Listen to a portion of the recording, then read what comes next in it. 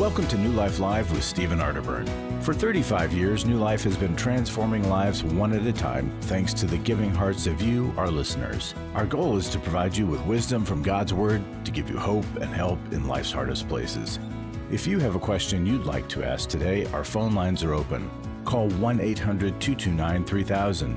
That number again is 1-800-229-3000. Now here's today's host, Marc Cameron. Well, welcome to the show today. We're so glad you're listening because we all go through stuff, and many of you guys are going through stuff today, and we can help you. Give us a call, 1-800-229-3000. We're actually recording a second show after today, so we're going to be on the air, taking calls, for 2 hours. And when I say we are going to be taking calls, on the show with me today is JJ West. JJ is a fellow licensed marriage and family therapist, and he's also the presenter at our Every Man's Battle intensives and intimacy and marriage intensives. And I also have Dr. Alice Benton, who's a licensed psychologist and co-author of Understanding and Loving Your Child in a Screen-Saturated World. And Alice, you have an opening to share with us today. Well, I'm deeply involved in all things family. And somebody asked me recently, could you talk about separation anxiety disorder? So I'll admit I brushed up a bit to have my knowledge be fresh. Right. And I saw, first of all, some of the statistics that about 1 in 4 up to 1 in 10 of us, both children and adults, experiences separation anxiety disorder. And it's completely normal for us to have a level of discomfort when we separate from a loved one. But when that discomfort cannot be soothed, and it might lead into headaches, crying that can't stop, a temper tantrum, behavioral tantrum, difficulty sleeping, even nausea, then those are signs that it might actually be more on the level of a separation anxiety disorder. So I wanted to give 2 of the treatments that we parents can also apply for our children or for ourselves if we experience it, because it can start with many of us moms that it's hard for us to separate from our children. And parental anxiety can be contagious, and that might be one of the reasons why our children also struggle to separate from us. So a few of the things that we should question both as parents and involve our children in the discussion. We could ask, how do you feel when you separate from me? And what's your worst fear of what will happen if we're not together? And have you ever been able to get through a separation from me? Have you ever been okay? Well, what was the reason? What helped at that time? But there's also normally a deeper root to it, which there usually is, where maybe there's been a divorce, an illness, a hospitalization, a traumatic separation in the past that the child unconsciously applies to the current day situation. And so looking through to find out what might have led to this and exacerbated this fear, and then at a time when you have some energy and patience to do it, draw out the story with your child. What was it like when we got divorced? What was it like when I was hospitalized and you couldn't be around me? And by talking that through and comforting versus correcting, we can really help our children learn to separate from us. Just lastly, I'll quick add, there's a systematic desensitization process where you go through a lower level of a feared situation, like you're going to grandma's house and you're going to have a lot of fun there. That's not as fearful. And you start to build up, spend a little time at school. Eventually, we're going to do an overnight away, but you start small with a whole lot of comfort and relaxation, and then get to the highest form of the feared separation. That builds strength and endurance. Well, I love it, Alice. JJ, you have any thoughts on separation anxiety?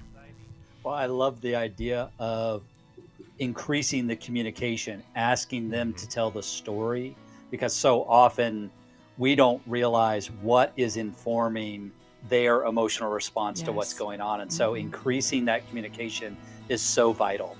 Yeah, I love it. It's called building narrative, right? And when we build narrative to our emotional experience, we integrate those 2 sides of the brain, and that's what builds emotional health for us. And abandonment is, or separations are a stage of development that we all must learn to accomplish. And if we don't, they start to impact us in adulthood, especially in separations and arrivals. Well, if that example connected with you, give us a call, 1-800-229-3000. We're here to take your calls for the next 2 hours. our marriage was just so toxic and just so many simple interactions that turned into conflict. And so we signed up to participate in the workshop. This is Steve Arterburn. Our Intimacy in Marriage workshop examines the various types of intimacy, spiritual, emotional, and physical, as well as the challenges of experiencing true intimacy. The tools that we received from the Intimacy in Marriage workshop were tremendous. It was so much that we were able to take and utilize and actually come back and apply. Don't settle for a miserable marriage or even one that's just okay. It's possible to have that great marriage you always want. The next Intimacy and Marriage Weekend is July 26th through the 28th in Washington, D.C. Call us at 1-800-NEW-LIFE to find out more or go to newlife.com. 1-800-639-5433. Best decision we could have ever made. There's no price that we can put on having healthy marriages.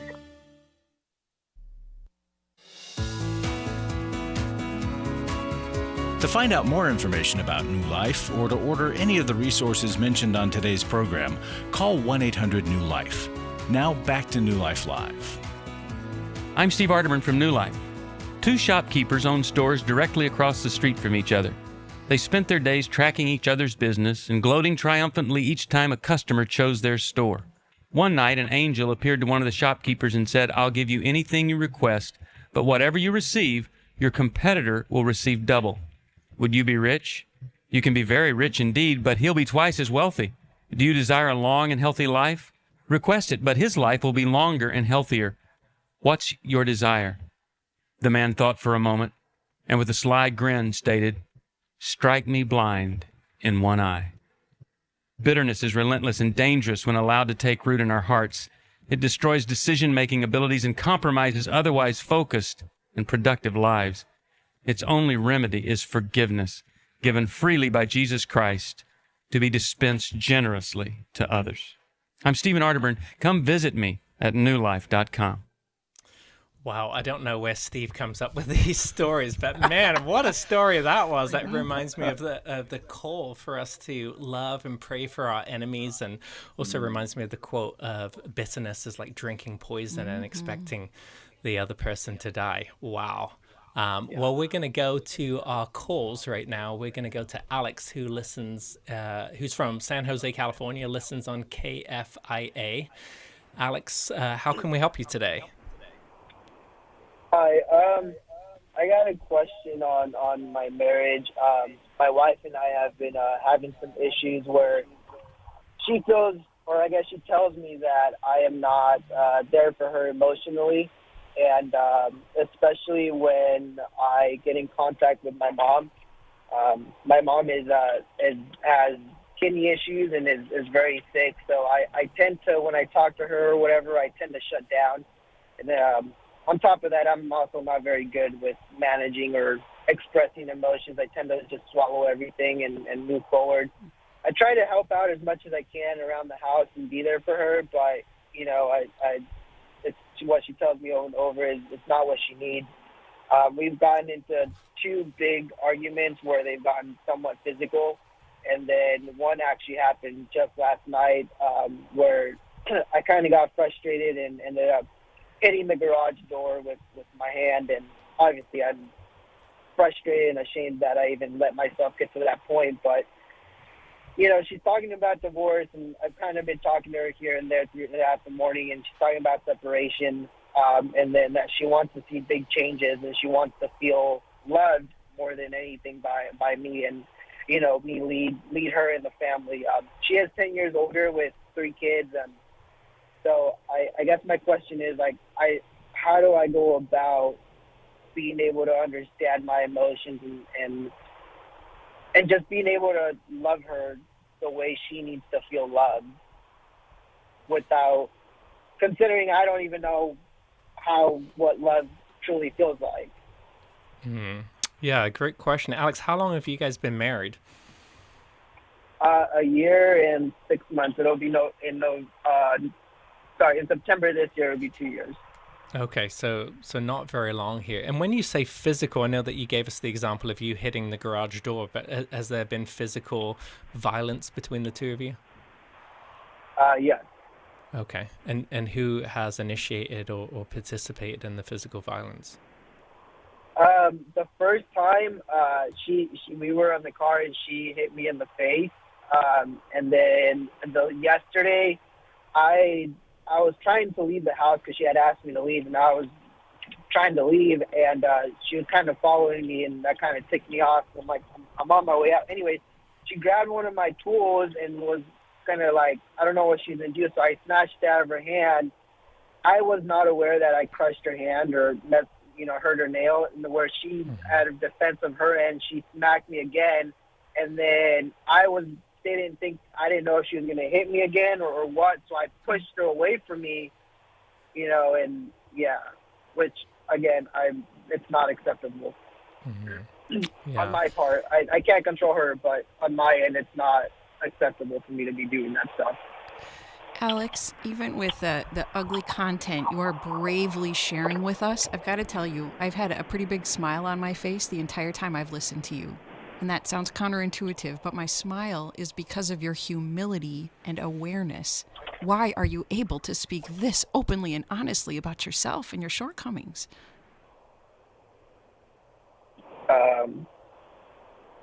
What do you mean? It's just very rare, Alex, that you would be taking so much of the responsibility while pointing out things that she has done as well. But almost all of us, we finger point, we deny that we had any part in it, and yet you have a high level of awareness about how you handle emotions and where you're falling short. That's unusual. I don't know. I guess she points it out a lot to me. I mean, don't get me wrong. In our arguments, I do get defensive, and I try to defend myself. And it's not till I calm down and later on where I'm like, well, maybe I am the issue. I want you to know, I think your situation is very treatable, in part because of your willingness. You obviously listen to her complaints and you're taking them to heart. And so if you will take further action beyond this call, this is treatable, especially because although your wife is talking separation and divorce, so we got to take this so seriously, but she's also still saying, I want to see big change.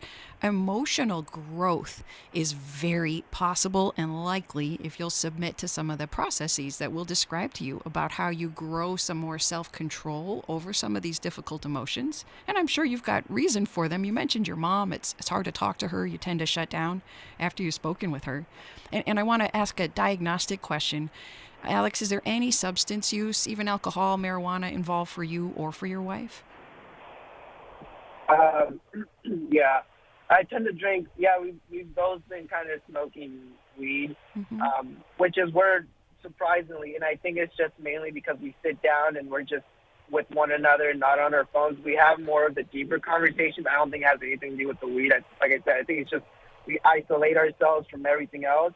But when I tend to feel a type of way, I do tend to kind of drink, or not drink excessively, but I tend to drink more because I normally don't drink. But I tend to want more alcohol or whatever to not really focus on my emotions.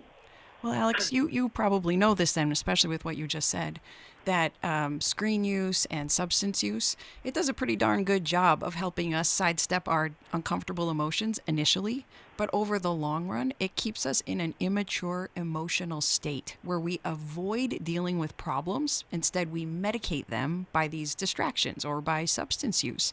And especially if you had a difficult childhood and your mom can be emotionally overwhelming, you probably haven't learned the tools of how to be able to know what you feel, identify it, and express it in an assertive way to then be able to work it out with your wife. And that's about getting into the recovery process.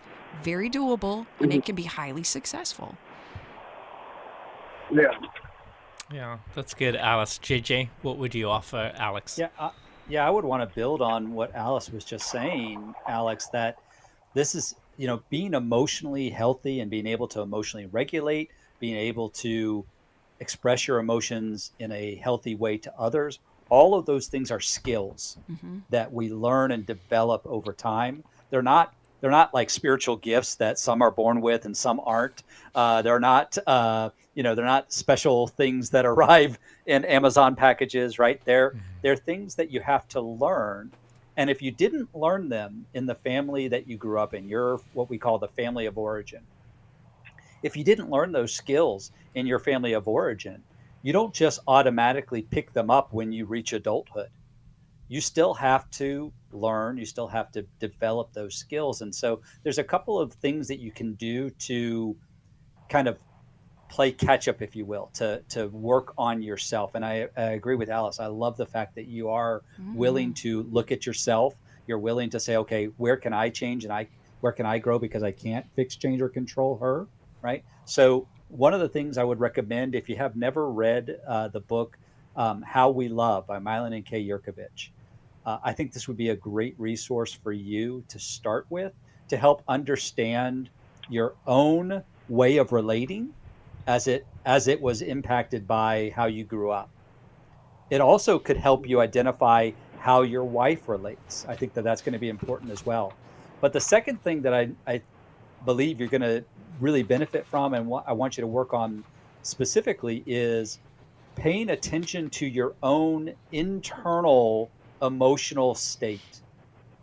Because as you said, there's been multiple places where you get to a point where you have this kind of explosive reaction. You and your wife both do this, but you get to a point where you have this overreaction. And what happens is your tolerance level is going down as your emotional state is rising or getting more and more distressed. Yeah. And instead of waiting until we're at the explosion level where I'm punching the door or I'm hitting something, I'm pushing her, she's hitting me, instead of waiting till we get to that point before we go, oh, I got to do something different, is to start regulating. So if that's at a 9 on a scale of 1 to 10, if that's at a 9 or a 10, when I notice that I'm at a 5, that I take a different path. That may mean that I need to go outside and go for a walk. It may mean that I need to go and sit in my room quietly and pray for a few minutes. It may mean a lot of different things, but it's paying attention to what's going on internally for me before I get to the explosion point, before I get to the point of no return. That's going to really help you to be able to stay engaged in a healthy way, and then recognize, oh, I'm getting to a place where I won't be healthy, so I need to disengage for a while so that I can re-engage in a healthy way. And Alex, you're going to have to get into the work quickly because your wife is considering separation, and it will be by showing her versus telling her that you're going to be different. So we can get you connected with an individual counselor. I want you to get into a life recovery group, and we can find one for you near you. And then couples counseling as well, which we can get you connected with. And I want these to be your top 3 goals, at least to start. First one is emotional resolution, which is working through those distressing feelings you have. Learning assertive communication. And the third is sobriety. Yeah. So I have gone to, I believe, 2 New Life counselors. I just got done with one maybe like a month ago. I actually stopped it because I didn't really feel like it was helping very much. I think I was doing like once every week for a couple of weeks, and all it was is just me telling him what happened throughout my day or my week, and then him just be like, okay, yeah, I can see how that's tough. But that would get no, like, I guess guidance or I don't know, direction on where to go and how to handle what was going on or whatever. Alex, you need a very directive counselor who's going to work you through the steps that we've been talking about. And so what we can do is, because we have a well-vetted group of counselors that we can connect you with, we can connect you with someone who's very directive, gives homework, and understands the desperation of your situation. That you're right. You can't just have a reflective listener. That's not sufficient for you. You need to kind of get into a boot camp of therapy to do this work quickly with the hope of protecting your marriage. Mm-hmm. Yeah, that's really good. Yeah.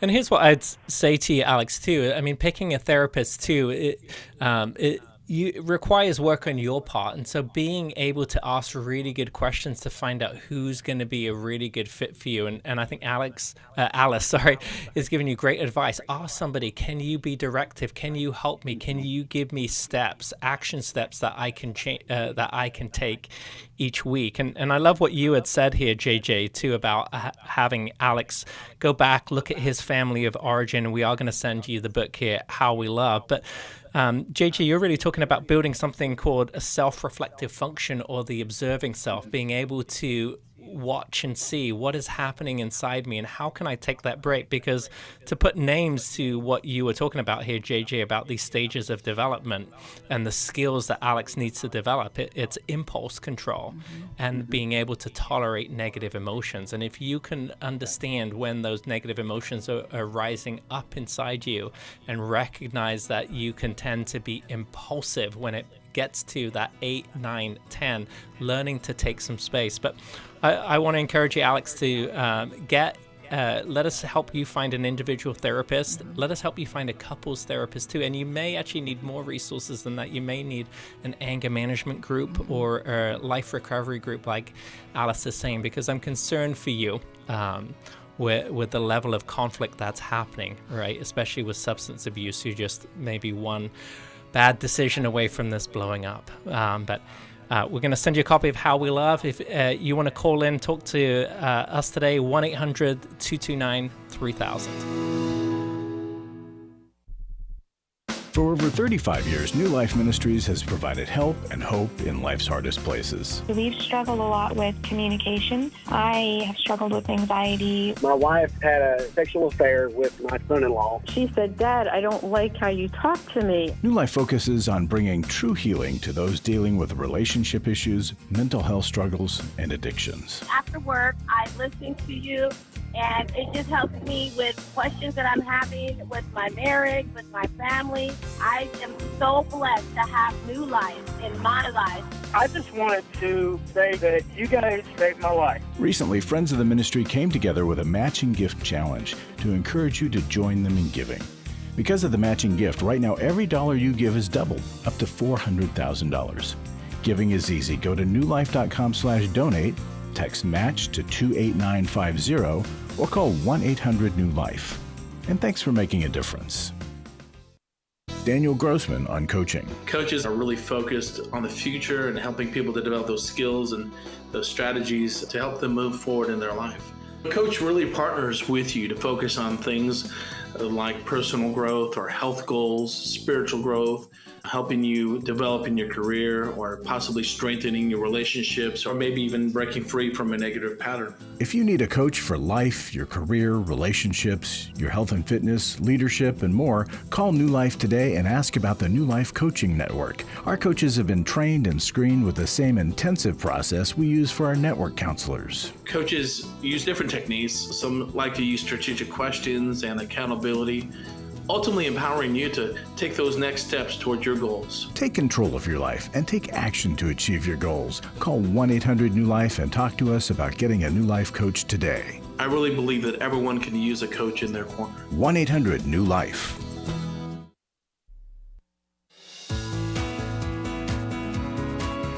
We'd love to hear from you. If you have a question or a comment, call toll-free 1-800-229-3000. Now back to New Life Live. Well, welcome back to New Life Live. As you heard there, 1-800-229-3000. We're taking calls for the remainder of this hour, and then we're taking calls for another hour after this. At New Life, we run intensives, and we have the Every Man's Battle intensive May 17th in Washington, D.C. And JJ, I know that you're going to be there here, presenting here. Can you share with us what is the biggest excuse men give for not attending? I would say there's two. One is cost.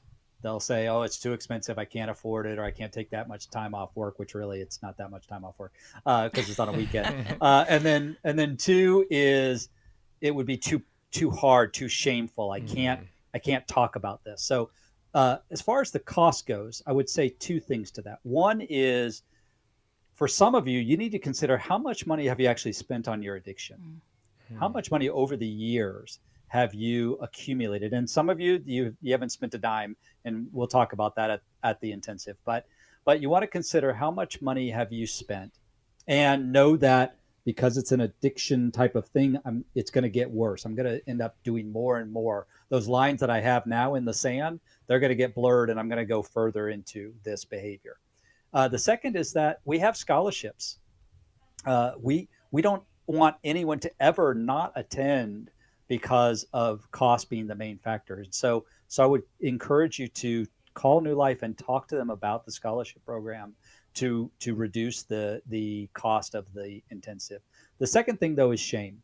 And we always say that every man's battle is the safest place on the planet for you to be you. We create what's called a no shame zone, where no matter what your story of brokenness is, it is a safe place for you to share it. We do that by telling our own stories of brokenness. We're pretty open and honest about our stories, which hopefully opens the door for the participants to do the same. But neither cost nor shame should be the inhibiting factor to you coming, because it's an opportunity to actually experience freedom for the first time in your life. Yeah, I love that, JJ. And I also think about a question for listeners here is, what would you pay to be free from this addiction? And again, thinking about the time that it takes to go and process through and discover skills and insights on how to become free from pornography and sexual addiction. You know, how much time have you actually spent yourself on this addiction, right? And so you're just learning to invest your time in a different way. And gentlemen, we know that the shame can be so weighty, it practically paralyzes you. And you may have felt spiritually, emotionally paralyzed at times, but the weight of it will lift and lift quickly, even if you start out as a listener on the weekend and work your way into speaking about your own story. Men just speak about the weight lifting off of them when they participate in this weekend. Yeah, so May 17th, Washington, D.C., if you're in that area. Again, as JJ said, it's going to be over the weekend, and don't let finances hold you back. Give us a call. We have generous donors who give to the ministry so that we can help support and pay it forward for others to go. Okay, we're going to go back to the calls here. We're going to go to Lisa, who's actually in Washington, D.C., listens on WAVA. Lisa, how can we help you today? Yes, thank you. I'm calling today concerning my nephew, who has a full-blown sex addiction. I have just recently found this out, and they live here. He and his wife live here in the area, and they have 2 young girls. And she is, to the point. I found out through her that he has a sex addiction about middle of April,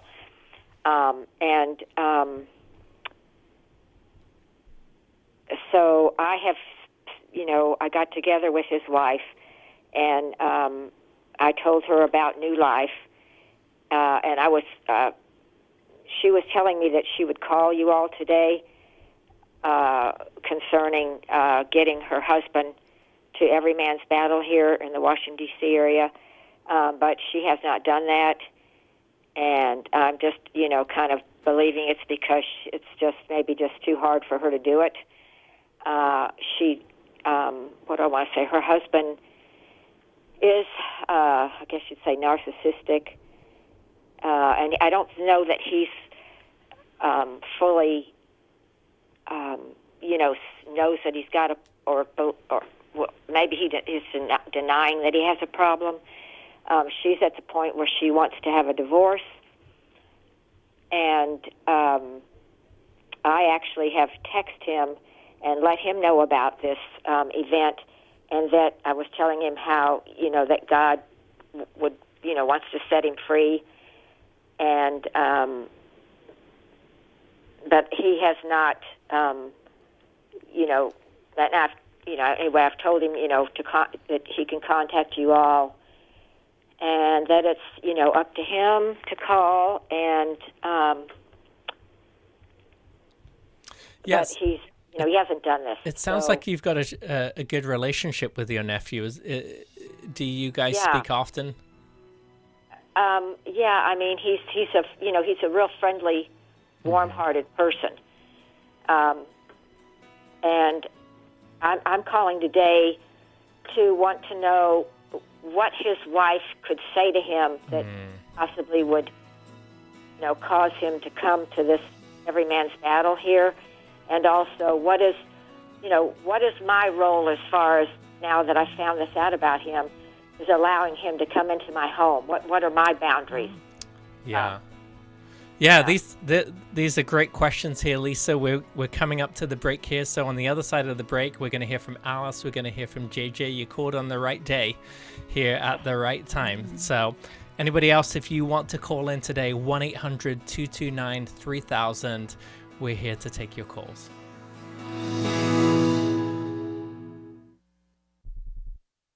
For most of my life, I've been dealing with an opiate addiction. Why is opioid addiction quickly becoming one of our nation's biggest killers?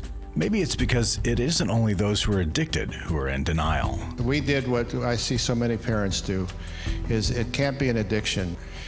There's something medically wrong. It's impossible to solve a problem when you don't know what you're up against, and families will try to find any explanation except the one that will put them on the right path. Alcoholism and drug addiction is a family disease. It doesn't affect just the individual. If someone you love is abusing painkillers, know what you're up against. It's time to admit it's addiction and seek treatment. Call us today at 1-800-NEW-LIFE. We have Christ-centered partner treatment centers around the country. Call 1-800-639-5433 or visit us online at newlife.com. We just made a decision. We will do whatever it takes. 1-800-NEW-LIFE. I was sort of vaguely familiar that the 12 steps had some origination in the Bible. I found Life Recovery, and one of the things I liked so much was that it had such a broad appeal. It wasn't limited to just alcohol or drugs, that it was addressing a wide range of problems. At New Life, we believe everyone can benefit from a life recovery experience. There are life recovery groups all over the country. They take place online, in conference calls, and in person. And if there isn't one in your area, we can help you start one. We have startup materials, leaders' guides, CDs, Bibles, and more, all with discounts available for groups. Call us at 1-800-NEW-LIFE and ask for Terry Ward. The 12 Steps have long been a great help to people in recovery because much of the 12 Steps' power comes from the fact that they capture principles clearly revealed in the Bible. The 12 steps is really a pattern for all of us as Christians. Call 1-800-NEW-LIFE. That's 1-800-639-5433.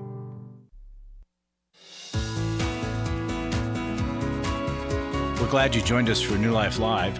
To be a part of the program, call 1-800-229-3000. Now back to New Life Live. Well, welcome back to New Life Live. We're over halfway to meeting our $400,000 matching gift challenge that ends at the end of this month, May 31st. So thank you to all of you who have given so far.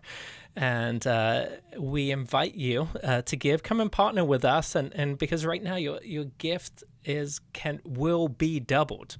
Up to $400,000. So make your gift at newlife.com, donate, or you can text MATCH to 28950, or you can call us here at 1-800-NEW-LIFE. And when you support our matching gift with a donation of $100 or more, we will send you the just released Every Woman's Bible, which Misty Otterburn, Steve's wife, helped edit. I got to hear a little bit of what she did while they were in the process of it. She has amazing insights, folks, so this is well worth taking a look at through a donation. Yeah.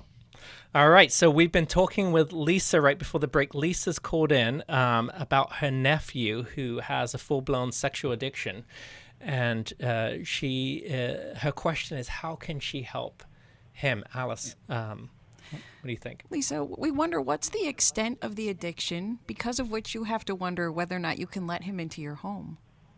Yeah, well, he actually goes to sex workers. And yeah. And his wife knows, has come to know all this. He just recently did this, real recent. And she's at the point where, she wants a divorce. And Lisa, is he asking to come move into your home if he has to leave his family home? No. So you're just wondering, should he be allowed to visit you at your home? Yes, yeah. And then also I was calling today to see if his wife had called in today, what words would J.J. West tell her to say to her husband? And of course, the whole idea is to get him to the meeting here on the 17th. But if I could just say this real quickly, he doesn't, he's not working very much. His dad gives him everything he ever wanted in his life, and his dad he's always been a friend to his son rather than being a parent. And so there's no consequences for his behavior. Yeah, JJ, so what do you that's say? that's a great place to start, Lisa, is that there needs to be consequences. And so his wife can say, here are the consequences to your behavior. One is that I need you to find another place to stay, at least temporarily. Two, I need you to show me evidence that you're taking this seriously. One of the ways you can show me evidence that you're taking this seriously is that you call and sign up for the Every Man's Battle intensive. That's not something that she can do for him. It's certainly not something you can do for him. It's something that he needs to do for himself.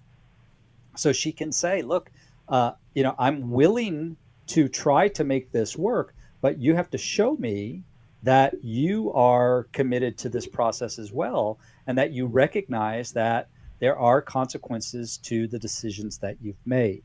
So sounds like you're saying that she only recently discovered his sexual addiction as well. No, that you found out in April, but yeah, she's known about it for probably 4 to 5 years. Okay, and gotcha. he sleeps. He's in the basement. He sleeps in the basement because she certainly won't allow him into her, into the bedroom. And he's also he's smoking weed. He's supposed to be a Christian, but he's not acting like one. And they do go to church. Okay. Has there been any steps taken with the church leadership in terms of church discipline? She has not let the church leaders know that, but I did say to her, that this would be the thing to do.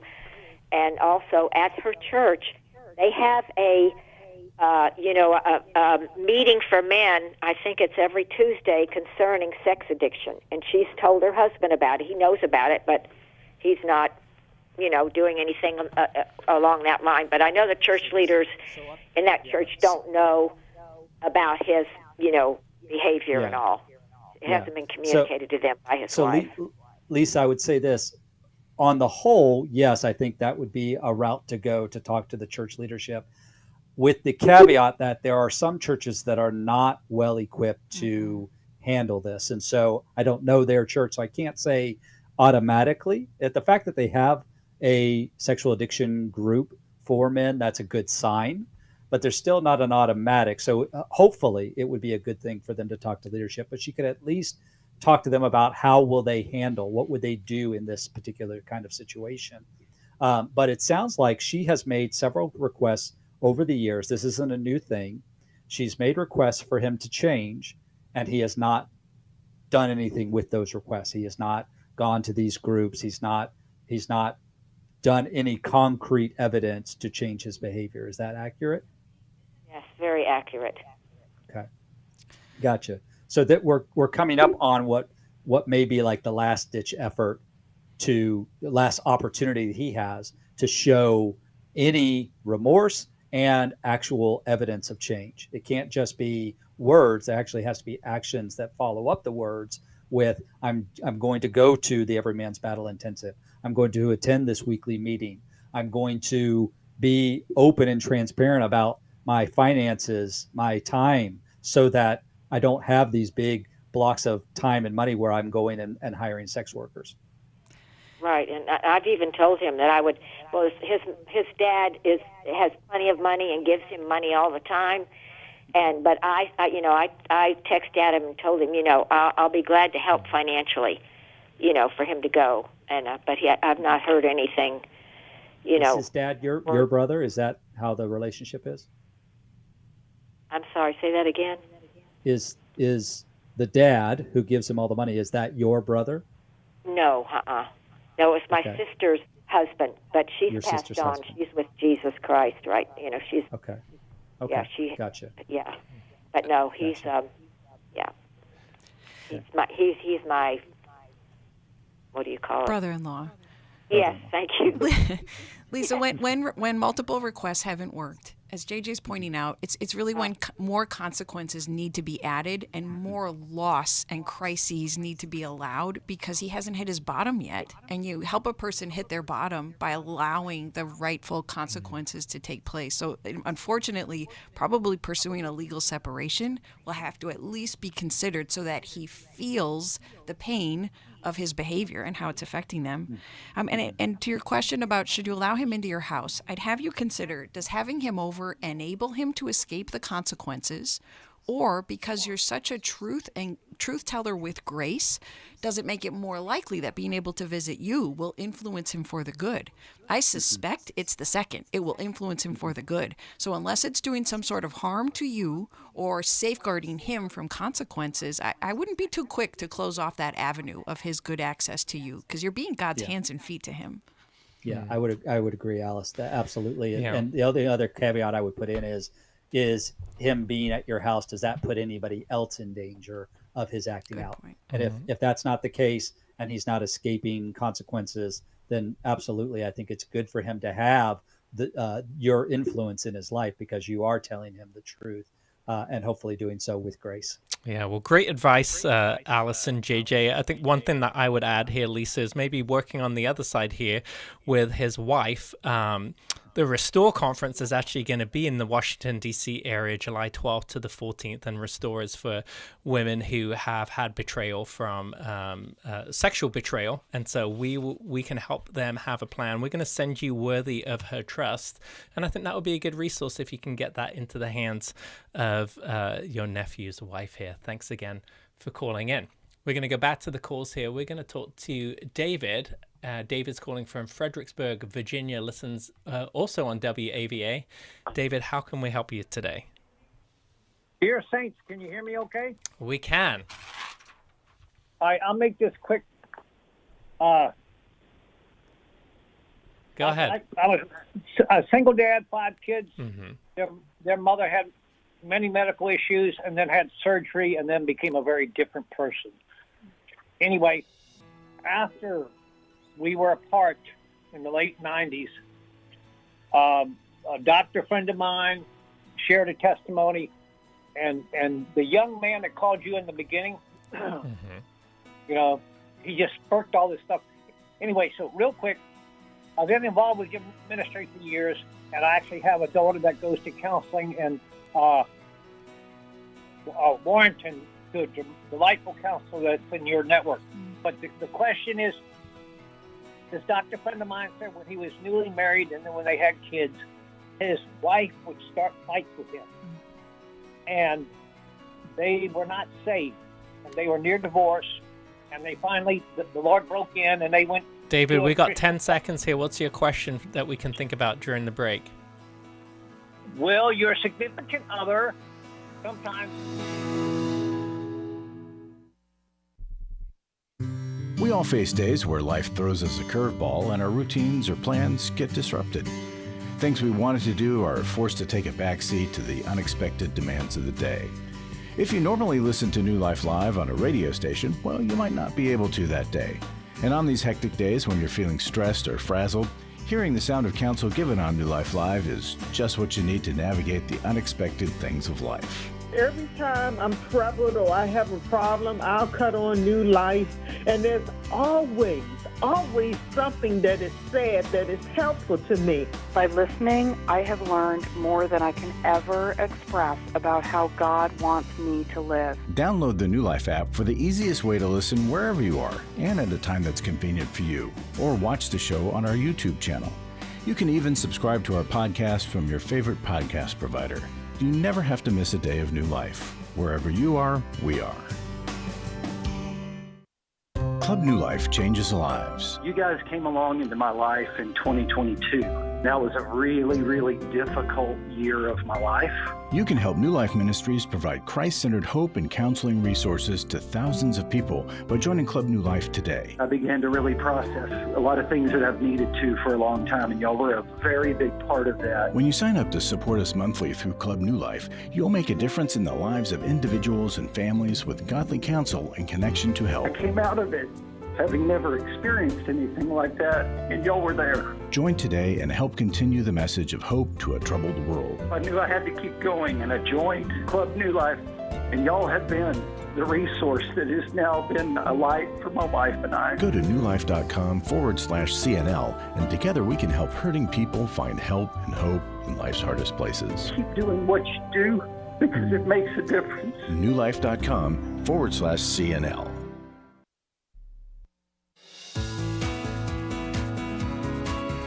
To find out more information about New Life or to order any of the resources mentioned on today's program, call 1-800-NEW-LIFE. Now back to New Life Live. Well, welcome back to New Life Live. If you're not able to listen live or call in live, we know lots of people listen to the show recorded on the podcast or on our app. But if you have a question but you're not able to ask it live, you can actually visit newlife.com/radio. And if you visit there, there's more information on how to leave a voicemail or send an email with your question. And at some point, we will try and get to your question live on air. Right now, though, we're talking with David. And David, I don't think we quite got to your question here. Could you give it to us? Well, have you ever heard of a pattern where somebody would it sounds kind of dumb, but start a fight to provoke, they say start a fight to make up, kind of a thing. Anyway, this guy was a real thinker, and he would shut down and work intensely for a week or 2 weeks on a medical project.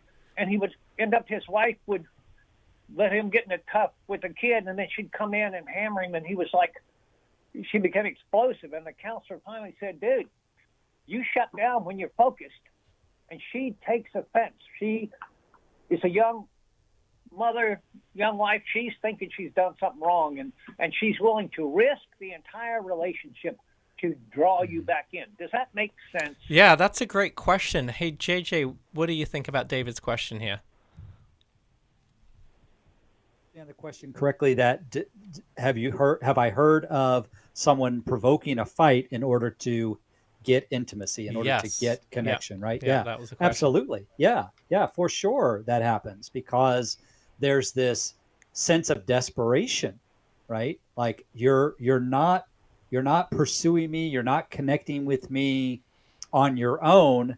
And I'm feeling this sense of, oh gosh, I'm losing you. I don't matter to you. And I'm desperate for some sort of interaction. It's the same thing that you would have with children who, if they learned that they got attention through bad behavior, they would repeat that bad behavior in order to continue to get the attention.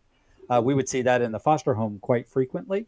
In this particular case, right, there's a pattern of, and it may be from her family of origin as well, where she saw, there's this point of connection that happens after a fight.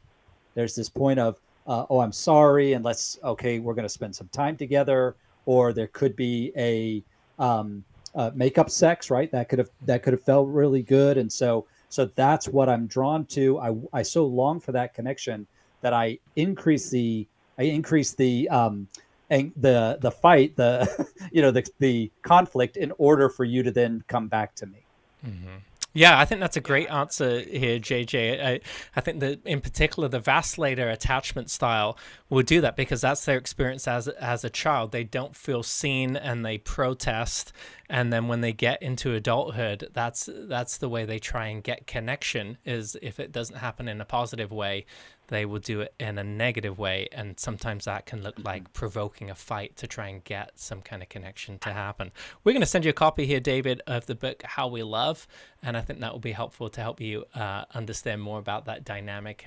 But we appreciate you calling in, and we appreciate your question here. We're going to go to one last call here for our show today. We're going to go to Marilyn. Marilyn's also calling from Washington, D.C., listens on WAVA. Marilyn, how can we help you today? I have a friend who is being catfished, and nobody can reach her. And I haven't really heard this problem discussed too much on your program, and I was just wondering, as a friend, she lives in Florida, what are some steps that maybe I can do? Mm-hmm. Yeah, no, thanks for calling in. This is a great question. How old is your friend, Marilyn? She is 75. 75. She's a widower. Mm-hmm. And she's been through this once before. But her daughter was finally able to convince her that this person was not for real. But she's doing it again, and she is so deeply entrenched in this. And her daughter has just like thrown her hands up in the air. And even elder care got involved in this, not this one, but the last one, because the bank, I guess in Florida, the tellers are trained to recognize if they think an elderly person's being abused or whatever. But she has not told me about this latest relationship. Her daughter just called and, told me about it, and I've been thinking about it, and I was driving home listening to your program. I thought, well, maybe someone has some wisdom they can give me on how to help her. Yeah, I'm so glad you called in. Alice, what would you say to Marilyn? You're a good friend, Marilyn. That's what I would start with. And these are the steps I would encourage you to take for your Florida friend. I would have you inquire, are you in a new relationship? Tell me how you're doing and what's going on, and start off in a lighthearted way. And then I would add in a lot of empathy for her, that this relationship is enjoyable, she feels good about it, and it really helps with her loneliness. Because that sort of empathy and validation then gives you a better footing to express your concern, and to point out some of the dangerous signs that you all are starting to see in the relationship. And she may or may not be able to receive that from you, but it's that combination of first grace and then a little bit of truth. And I wouldn't go on and on lecturing about it, but just briefly state what your concern is for her because you care about her. But 2 protective steps you or the daughter, probably the daughter, might have to take if this continues is calling Adult Protective Services, if need be, where they can send a social worker in to do an evaluation of the situation and determine if your friend might need more resources. The other one is power of attorney might need to be considered, where the daughter could have a more legal protective stance of her mother and of her finances. Those are hard steps to take, and I would only take it if you really think that she's at risk of being taken advantage of, which it sounds like you do. That's great advice, Alice. Oh, yes. JJ, what would you add? She's at risk, Yeah, I would add that, the scriptures tell us that there's great wisdom in the counsel of many. In other words, we all have blind spots. And so if I am approaching anything, trying to decide anything completely on my own, I run the risk of making a bad decision because I don't see everything clearly. And so your friend, in making these decisions about her romantic life, if she's doing them all on her own without any other input from others, she's running that same risk. And so it would be important for her to recognize, especially if she's a believer, hey, are you including other people in on these important decisions that you're making? Not like I have to get permission from other people. It's getting input, letting them help me overcome my own blind spots. But I agree with Alice. The emphasis really needs to be on relationship.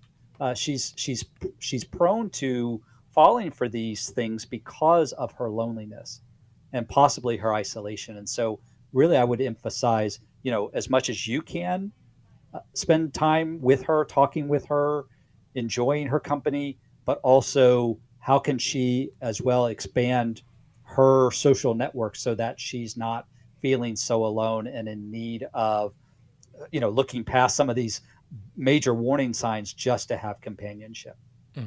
Yeah, great advice, JJ. Thanks so much for calling in, Marilyn. That's a great question. You are such a good friend. And so we're going to send you a copy of Every Woman's Bible. And we hope you enjoy that. And we want to just thank all of our callers who have called in today. Want to remind everybody listening too, we do have another show here. You want to be on our second show, it's 1-800-229-3000. Thanks for calling in. Thanks for joining us today. We appreciate you all, and we'll see you again soon. Thanks for listening. We hope this program has helped you by giving you insights for handling the challenges you face in your life.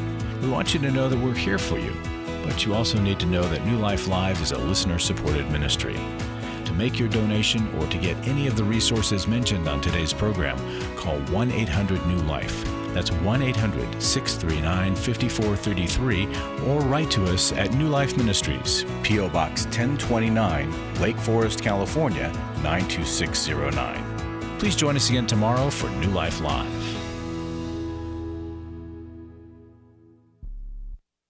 Thanks for watching today. We love helping people. I hope you sense that. And we know that there's always hope if you find the right resource.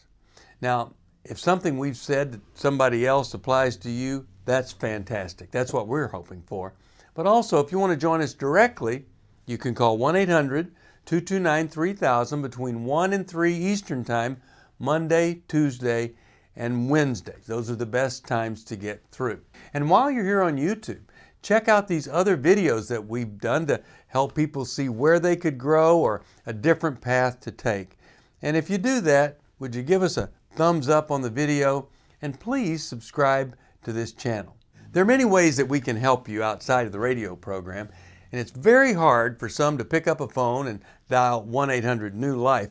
But when you do, we put you in touch with somebody who cares about you, knows all the resources out there, and they're going to find the best for you. There is no reason to struggle alone. I hope to see you tomorrow. Hope you'll invite somebody else to come and join that maybe needs just a little bit of help along the way. I'll see you next time.